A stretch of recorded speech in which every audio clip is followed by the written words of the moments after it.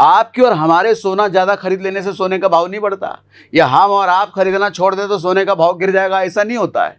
ये देशों और सेंट्रल बैंक्स के खरीदारी और सेलिंग पर डिपेंड करता है प्राइसेस। यूएस ने ये संकेत दिए भी हैं और ट्रंप पूरी कोशिश में लगे हैं कि रशिया यूक्रेन बात कर ले और इस युद्ध को समाप्त करे। अच्छा, युद्ध समाप्त होगा तो क्या? गोल्ड जो सेंट्रल बैंक इतने खरीद रहे हैं, डिमांड की कमी आएगी। जियोपॉलिटिकल टेंशन अगर कम हुआ, टैरिफ का लफड़ा खत्म हुआ, रशिया यूक्रेन का लड़ाई खत्म हुआ, तो क्या होगा? गोल्ड के प्राइसेस फिर गिरेंगे।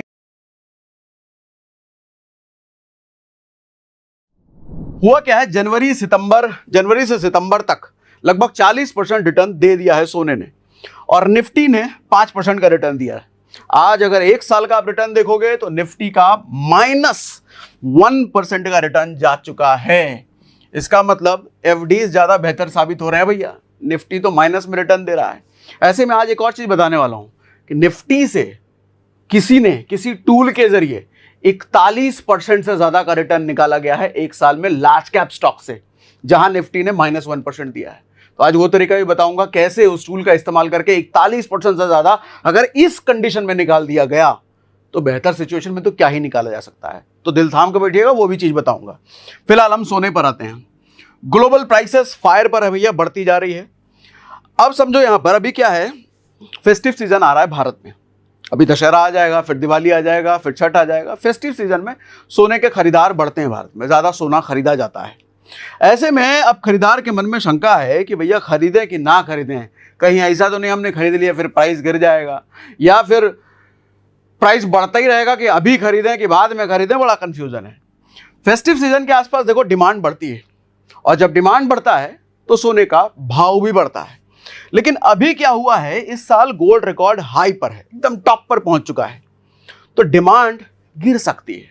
और डिमांड कैसे गिर सकती है मैं कह रहा हूं, अगस्त में भी गिरी है डिमांड।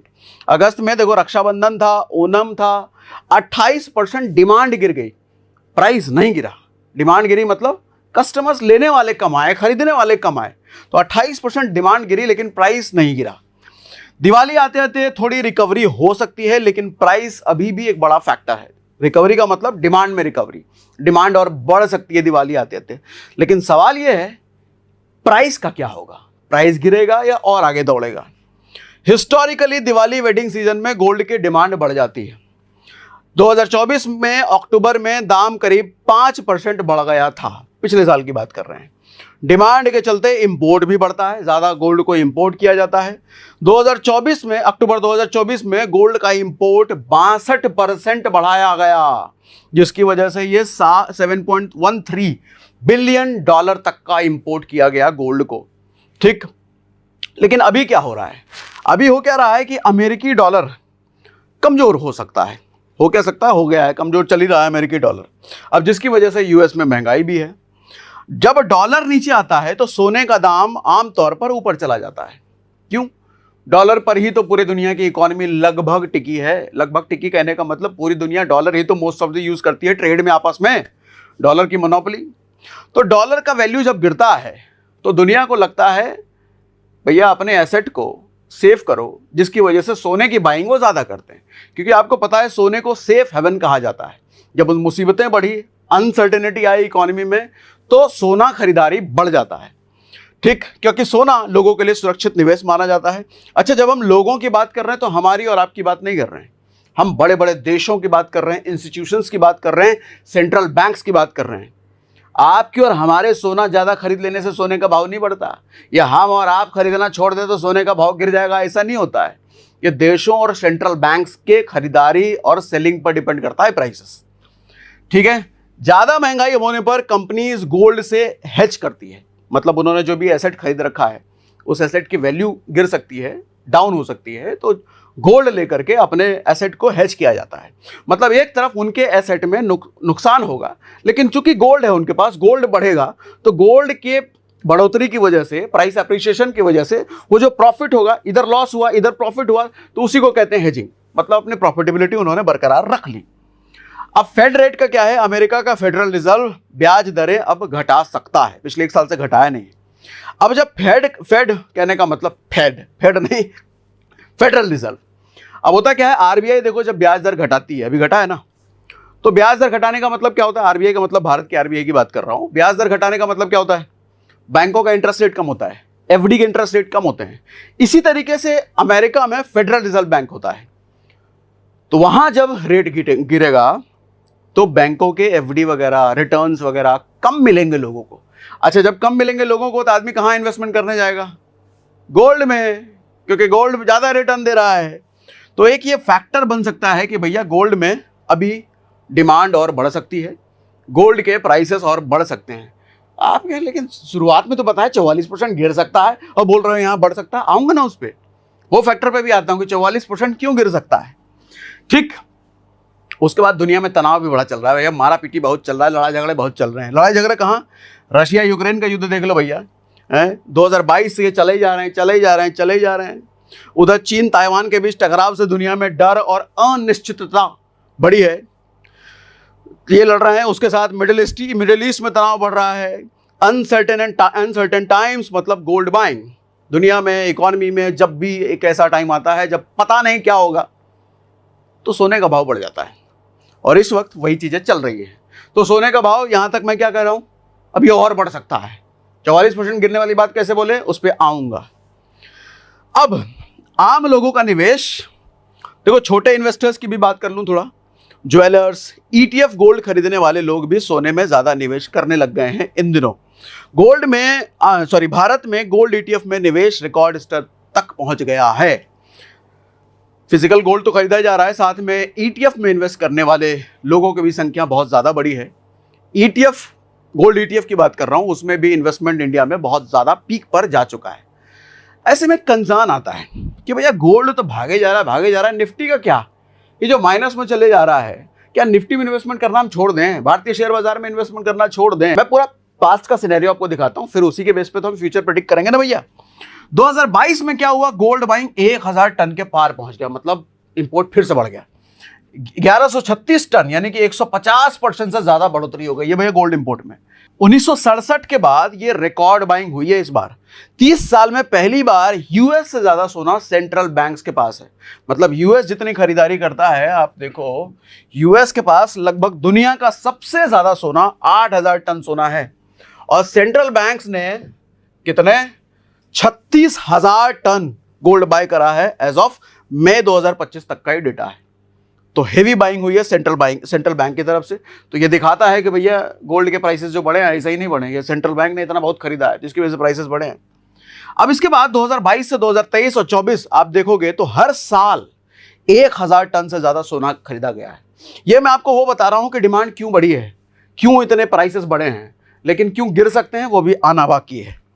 2025 में, अब ये लाइन ध्यान से सुनिए, 2025 में एएनजी जो कि ऑस्ट्रेलिया का सबसे बड़ा बैंक है, उनका यह अनुमान है कि 2022 के बाद पहली बार 1000 टन से कम रह सकता है।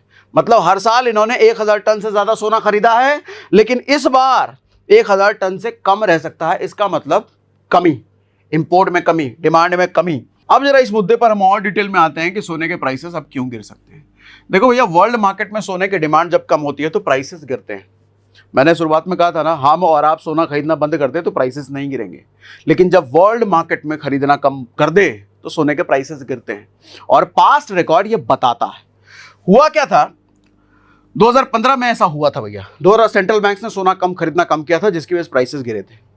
2014 में सोना अपने पीक पर चला गया था, 1212 पर आउंस चला गया था, मतलब 35,000 पर 10 ग्राम चला गया था। सेंट्रल बैंक ने 477 टन सोना खरीदा था, 2014 की बात कर रहा हूं, लेकिन 15 आते आते ये 477 टन 310 टन रह गया, यानी कि 35% डिमांड में गिरावट आई थी। किसमें गिरावट आई थी? डिमांड में। और जब डिमांड में गिरावट आई तो प्राइस तो गिरना ही है। वही हुआ, 2015 जाते जाते ये 1212 पर आउंस जो था ये 1062 रह गया, मतलब 31,000, 1303 तक चला गया था ये प्राइस, और 1055 तक आ गया, मतलब 19% धड़ाम। डिमांड 35% गिरी, प्राइस 19% धड़ाम हो गया। तो अभी जो 1,13,000 चल रहा है, क्या ये प्राइस करेक्शन आ सकता है? बिल्कुल आ सकता है भैया, डेटा बता रहा है पुरानी चीजें। अब उसके बाद डिमांड कम होने का और क्या क्या फैक्टर होते हैं, याद याद समझिए। जियोपॉलिटिकल टेंशन में कमी, जितना टेंशन कम होगा जियोपॉलिटिकल, देश आपस में लड़ना बंद करेंगे, सोने के प्राइसेस गिरेंगे भैया, ठीक है। रशिया यूक्रेन को लड़ते हुए 3 साल हो गए और अब उनको भी समझ में आ गया है कि ये लड़ाई का कोई फायदा नहीं है, बहुत पैसा वैसा खर्च कर गया, बहुत लोगों की जिंदगी चली गई, तो अब ये लड़ाई को बंद करने में फायदा है। और यूएस ने ये संकेत दिए भी हैं और ट्रंप पूरी कोशिश में लगे हैं कि रशिया यूक्रेन बात कर ले और इस युद्ध को समाप्त करे। अच्छा, युद्ध समाप्त होगा तो क्या, गोल्ड जो सेंट्रल बैंक से इतने खरीद रहे हैं, डिमांड की कमी आएगी, ठीक है। डिमांड की कमी आएगा तो प्राइस गिर सकता है। अच्छा, डोनाल्ड ट्रंप के टैरिफ जितना हाहाकार मचाना था इन्होंने मचवा लिया। अब डोनाल्ड ट्रंप भी ये बोलना शुरू हो गए कि भैया अगेन, जो उस टाइम पे बोला था मोदी यूर फ्रेंड, अब वापस से फ्रेंड फ्रेंड करने लग गए और आई लव यू तक बोल दिया है भैया, ये ट्वीट भी। और वहां के मिनिस्टर ने भी बोला है कि India is one of the top relationship US has in the world today, मतलब यूएस के जितने रिश्ते हैं पूरी दुनिया से उसमें वन ऑफ द टॉप है इंडिया। तो अब इनके सुर बदल चुके हैं, तो सुर बदल गए, इसका मतलब क्या दिख रहा है कि उनको भी अब भारत से समझौता करना है भैया। तो ट्रम्प टैरिफ जो वॉर चल रहा था, ये लड़ाई चल रही थी, ये भी थमता हुआ दिख रहा है। तो ये मैं आपको क्या समझा रहा हूं, डिमांड में कमी आ सकती है सोने की, क्या समझा रहा हूं, डिमांड में कमी आ सकती है सोने की। अच्छा, इसके अलावा और क्या, यूएस डॉलर अगर मजबूत होता है, लड़ाई झगड़े अगर बंद होते हैं, डिमांड में कमी आती है, यूएस डॉलर मजबूत हो जाएगा। तो यूएस डॉलर अगर स्ट्रांग हुआ तो गोल्ड के इंपोर्ट्स महंगे हो जाएंगे, मतलब डिमांड घटेगी। सेंट्रल बैंक्स खरीद में कटौती, अगर आरबीआई, फेड या दूसरे अदर सेंट्रल बैंक्स ने गोल्ड खरीदने कम किए तो इंस्टीट्यूशनल डिमांड, मतलब बड़े वाला डिमांड कम होगा। प्रॉफिट बुकिंग भी शुरू होगी भैया, जिन लोगों ने प्राइस सस्ते में खरीदे थे, पीक पर जा चुका है, अब प्रॉफिट बुकिंग भी तो होगी। आपको क्या लगता है हम और आप सिर्फ प्रॉफिट बुकिंग करते हैं? नहीं, बड़े बड़े इंस्टीट्यूशन, सेंट्रल बैंक भी प्रॉफिट बुकिंग करते हैं, उनको भी तो प्रॉफिट बुकिंग करनी है। इन्फ्लेशन एक्सपेक्टेशन में गिरावट, जब इन्फ्लेशन कंट्रोल में होने की उम्मीद बढ़े तो इन्फ्लेशन हेज एसेट की मांग कम हो जाती है, यानी कि महंगाई कंट्रोल में होगी तो उसको जो हेज करने के लिए एसेट है गोल्ड, उसकी मांग कम होगी। अच्छा, हिस्टोरिकली इसका क्या प्रूफ है, दिखाता हूं। वो भी 4-5 महीने मैक्सिमम सोना अपने ऑल टाइम हाई पर रहा है इतिहास में भी, इसके बाद गिरावट आती है। देखो 1980 में ये हुआ था, सोना पीक पर गया था, मार्च से मई तक यानी कि लगभग 2-3 महीने सोना अपने टॉप पर रहा था, उसके बाद 57% तक गिर गया था। अच्छा, यही चीज 2011 में भी हुआ। आप कहोगे 2080 तो 1980 तो बहुत पहले चला गया, लेकिन 2011 तो अभी कुछ टाइम पहले गया है, कल परसों नहीं, हो गया समय। 2011 में सोना पीक पर रहा था, सितंबर 11 से जनवरी 12 तक 4-5 महीने सोना अपने पीक पर रहा, रिकॉर्ड तोड़ भागा, उसके बाद 44% तक का करेक्शन हुआ। इसीलिए मैंने बोला था 44% तक का करेक्शन हो सकता है, ये रेफरेंस लेकर के। अब इसका मतलब ये नहीं कि एग्जैक्टली 44% का ही करेक्शन हो जाएगा, अभी समझाता हूं, अभी पूरी बात खत्म हुई नहीं है। 2020 में सोना पीक पर गया, वापस से लगभग 3 महीने का रिकॉर्ड हाई रहा, फिर से 12% का करेक्शन हुआ। यानी कि एक चीज समझिएगा, सोना जब जब पीक पर गया है एक करेक्शन हुआ है, लेकिन उस करेक्शन के बाद वो सोना है भैया, गोल्ड है, वो फिर दौड़ता है। अभी पूरी बात समझिए कंक्लूजन में क्या है। गोल्ड ने पिछले 9 महीने में जबरदस्त रैली दे दी है, 40% का दे दिया रिटर्न लोगों को, लेकिन ओवरहीटेड जोन में जा चुका है, मतलब टॉप बन गया, जितना देना था दे गया ये। अब उसके बाद क्या होगा, शॉर्ट टर्म में फेस्टिव सीजन में डिमांड बढ़ेगी, जियोपॉलिटिकल रिस्क अगर प्राइस को सपोर्ट कर रहे थे, मतलब जियोपॉलिटिकल टेंशन अगर कम हुआ, टैरिफ का लफड़ा खत्म हुआ, रशिया यूक्रेन का लड़ाई खत्म हुआ, तो क्या होगा, गोल्ड के प्राइसेस फिर गिरेंगे। लेकिन मीडियम टर्म में सेंट्रल बैंक्स की बाइंग घटे, इन्फ्लेशन कंट्रोल हो या डॉलर मजबूत हो तो ही ये करेक्शन आएगा। लेकिन अगर ये चीजें नहीं हुई, रशिया यूक्रेन वॉर बंद नहीं हुआ, टैरिफ का लफड़ा सॉल्व नहीं हुआ, तो फिर तो बैड न्यूज है। फिर 40% तो भूल जाओ, फिर 4% भी हो सकता है ना गिरे, 1,13,000 पहुंच चुका है और 1,20,000, 40,000, 50,000 ना चला जाए। हिस्ट्री बताती है कि गोल्ड जब जब पीक पर गया है वो लंबे समय तक पीक पर रहता नहीं है, वो करेक्शन होता है, गिरता है प्राइस, लेकिन गिरने के बाद वापस से उठता है। तो 2 बातें ध्यान से समझिएगा, कंक्लूजन आपको समझा रहा हूं। क्या गोल्ड का प्राइस तुरंत गिर सकता है? नहीं, कतई नहीं। क्या दिवाली तक प्राइसेस घटेंगे? इसकी कहीं कोई उम्मीद दिख नहीं रही है, दिवाली तक प्राइस गिरने के, ठीक, कहीं कोई उम्मीद नहीं दिख रही। लेकिन हाँ, ये जो ग्लोबल टेंशन कम होंगे ना, तो ग्लोबल टेंशन होने के बाद, ग्लोबल टेंशन कम होने के बाद गोल्ड के प्राइसेस गिरेंगे, लेकिन समय लगता है, एकदम एक झटके में नहीं गिरता, अगले महीने या कल ही परसों गिर गया, ऐसा नहीं होता। तो आपका सवाल अगर ये है कि दिवाली में प्राइस कम होगा कि नहीं होगा, तो सर इसकी उम्मीद कहीं दिख नहीं रही है। लेकिन क्या गोल्ड में करेक्शन आ सकता है? तो इसकी पूरी उम्मीद है अगर ये ग्लोबल टेंशन कम होते हैं तो। अच्छा, गिर गया तो क्या गिरा हुआ रहेगा? कतई नहीं, ये गोल्ड है। इतिहास बताता है कि जब जब ये गिरा है, बहुत छोटे समय के लिए गिरा हुआ रहता है, लेकिन उसके तुरंत बाद ये दौड़ना शुरू कर देता है और पिछले ऑल टाइम हाई को ब्रेक करके फिर आगे निकलता है। तो अगर कहें कि क्या ये समय है गोल्ड में इन्वेस्ट करने का, देखो भैया, करेक्शन आए तो आए, पूरी एनालिसिस मैंने आपको कर दी, तो मेरे हाथ में तो ये नहीं है कि मैं आपको कह सकता हूं कि गोल्ड में इन्वेस्ट करो ना करो। पूरा सिनेरियो, पूरी एनालिसिस मैंने आपके सामने रख दी, बाकी अब आप डिसाइड करें।